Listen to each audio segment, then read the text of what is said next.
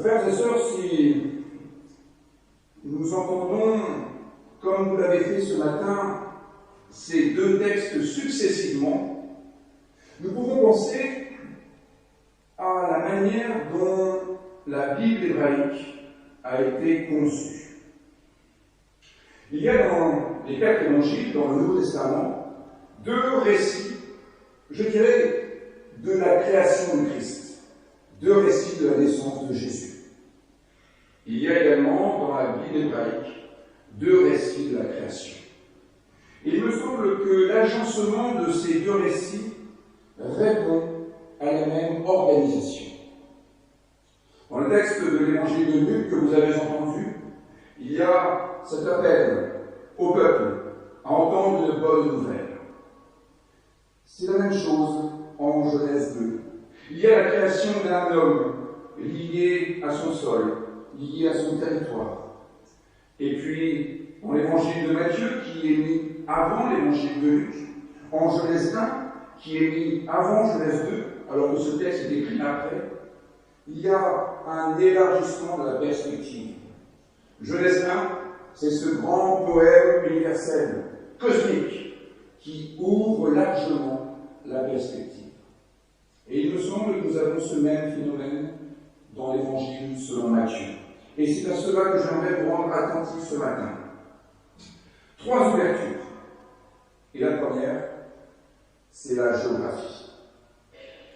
L'histoire du salut n'est pas réservée aux habitants de Juda. Pas plus qu'elle ne serait réservée aux Montpellier.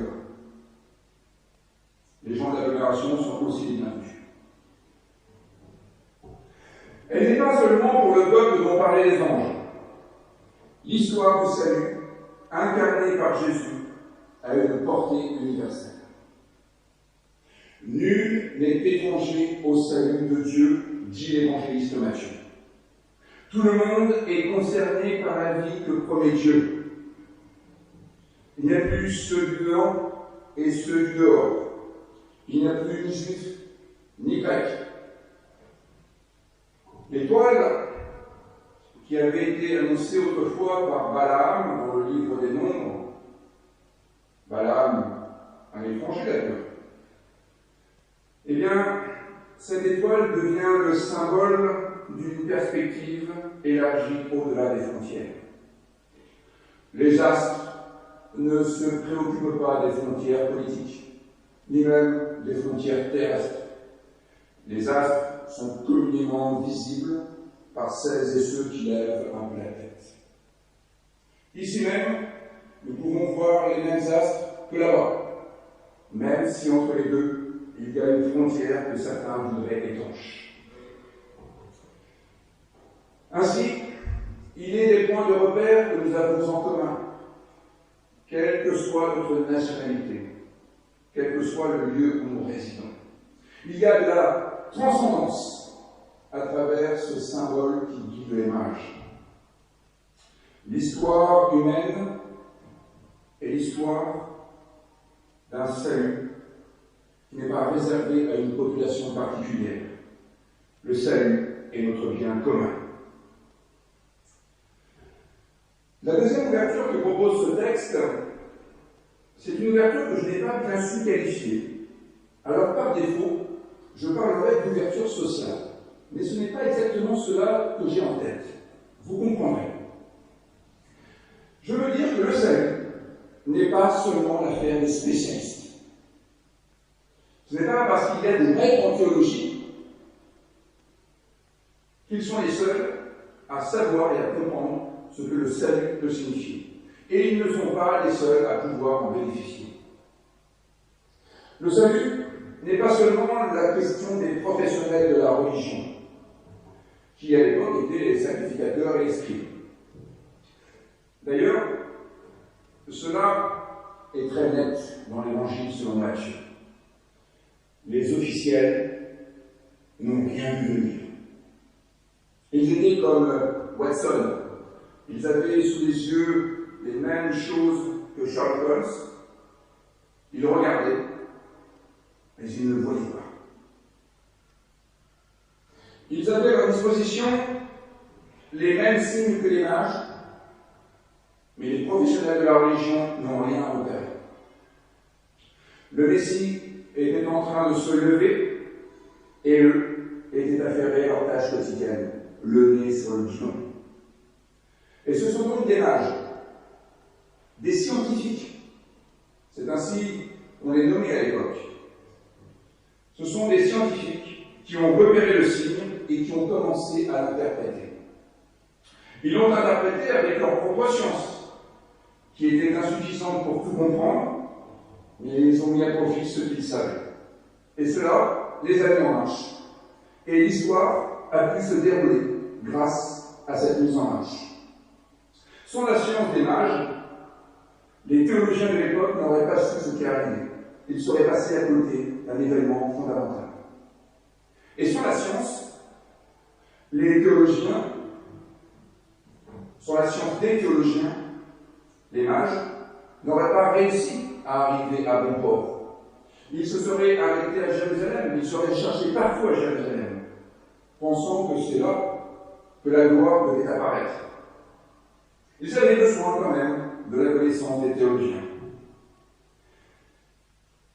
Nous voyons bien que l'étoile n'est qu'un signe, et non un soleil au sens physique du terme, puisqu'après avoir consulté les théologiens, les mages, les scientifiques, repèrent à nouveau cet astre qui les conduit jusqu'à la maison où se trouve Jésus. Autrement dit, cette étoile est le symbole qui rassemble tous les signes disponibles, tous les signaux qui sont à notre disposition. Certains sont dans l'observation de la nature, d'autres sont dans ce recueil d'expériences humaines que nous nommons la Bible, d'autres sont dans d'autres sciences qui nous permettent de mieux comprendre le réel. C'est là une image, une métaphore des signes disponibles pour guider notre route. C'est un symbole qui rassemble plusieurs éléments qui donnent sens à un événement. Ici, la science et la théologie se joignent pour trouver le sens du salut. Il n'y a pas que la théologie qui soit mobilisée. La science et la théologie sont absolument nécessaires dans cet épisode pour arriver à l'objectif qui est disponible. Une autre fois, la coopération sera avec l'architecture, avec les arts, avec la politique, avec le droit. Moi aussi, je peux faire de la publicité pour les événements des 150 ans de Magdone l'an prochain. Non mais... La théologie, lorsqu'elle est enfermée dans ses certitudes, devient myope. Les croyants qui pensent que la religion suffit à appréhender la vie quotidienne souffrent d'une myopie terrible qui les rend incapables de mettre les choses en perspective et qui les rend incapables de repérer tous ces petits signes, ces signaux faibles qui donnent à la vie tout son sens. La théologie, quand elle pense pouvoir se suffire à elle-même, ne fait que reconnaître ce qu'elle connaît déjà. Et en ce sens, elle tourne en rond. Et ça, c'est péché. Les autres disciplines font de même lorsqu'elles sont livrées à elles-mêmes et lorsqu'elles pensent qu'elles sont autosuffisantes. Elles peuvent faire des découvertes décisives, mais qui pourraient ne pas être portées à leur plénitude parce qu'elles sont gardées jalousement au sein d'une communauté étroite qui n'est pas en mesure de donner du sens. Et c'est là que le troisième moment de l'ouverture intervient. La troisième ouverture est explicite dans ce texte. Les mages ouvrent leur trésor. Et en grec, c'est tout à fait intéressant, parce que le mot trésor, c'est thésaurus. Tout ce qui a été thésaurisé est ouvert, parce que dans la Bible, on ne thésaurise pas. On ne garde pas jalousement pour soi. Comme dans l'Évangile selon Luc, il est question de partager la bonne nouvelle. Et bien ici, les richesses ne sont pas faites pour être gardées jalousement. On n'enterre pas ses talents, sinon on les perd.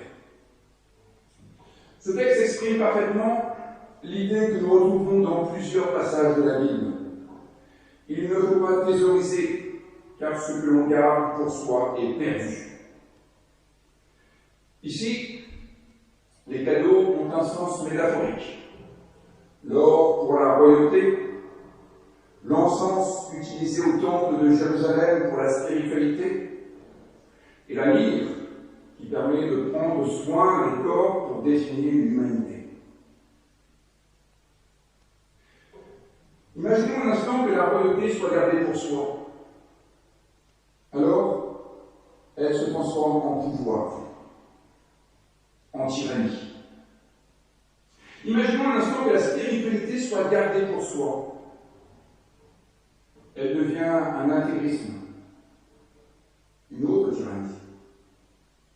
Imaginons un instant que l'humanité soit gardée pour soi, que nous ne l'interrogions jamais avec l'altérité, que notre humanité soit en fait une question de pureté. Alors, elle devient une barbarie, ce qui est une autre forme de tyrannie.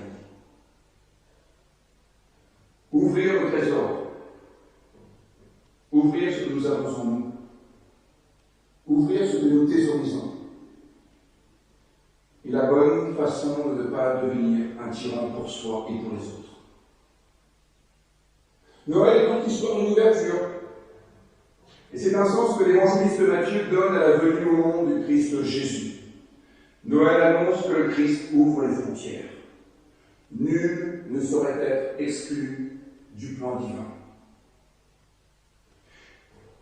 Vous voyez, cela a une conséquence très concrète. Cela ne signifie pas qu'il faut faire bon accueil aux étrangers. Cela signifie que dans une perspective chrétienne, nul n'est plus regardé comme un étranger. C'est fondamentalement différent. Noël annonce que le Christ ouvre les catégories sociales qui compartimentent les savoirs en zones étanches. Cela a une conséquence très pratique. C'est dans le dialogue des cultures que nous accédons à la vie en plénitude. Noël annonce que le Christ ouvre la thésaurisation. Ouvrir ses trésors personnels, c'est rendre disponible ce que l'on a pour que la vie ne soit pas étriquée, repliée sur elle-même, un peu comme Caïn qui se replie sur soi-même, mais qu'elle soit menée dans l'étendue de la création divine. Alors, puisqu'il est question d'ouverture, j'aimerais finir par une ouverture assez radicale, bien que vous avez pensé que c'est quand même très minimaliste. J'aimerais citer Dominique, le fondateur de l'ordre dominicain. Pour un pasteur, citer Dominique, c'est quand même faire preuve d'ouverture. Les dominicains sont quand même des grands inquisiteurs. J'avais une conversation ce matin encore avec le frère Hervé Bonson de la communauté dominicaine de Montpellier. Et il me disait que l'espérance chrétienne n'a rien à voir avec l'espoir, ce que je vous dis bien souvent. L'espoir, c'est d'être relié à une sorte d'incertitude. Nous faisons une sorte de pari en disant « Allez, ça va quand même bien se passer ». L'espérance, disait Hervé Bonson, se fonde sur la certitude de ce que le Christ a promis et réalisé. Il me parlait de Pâques, nous pourrions aussi parler de Noël.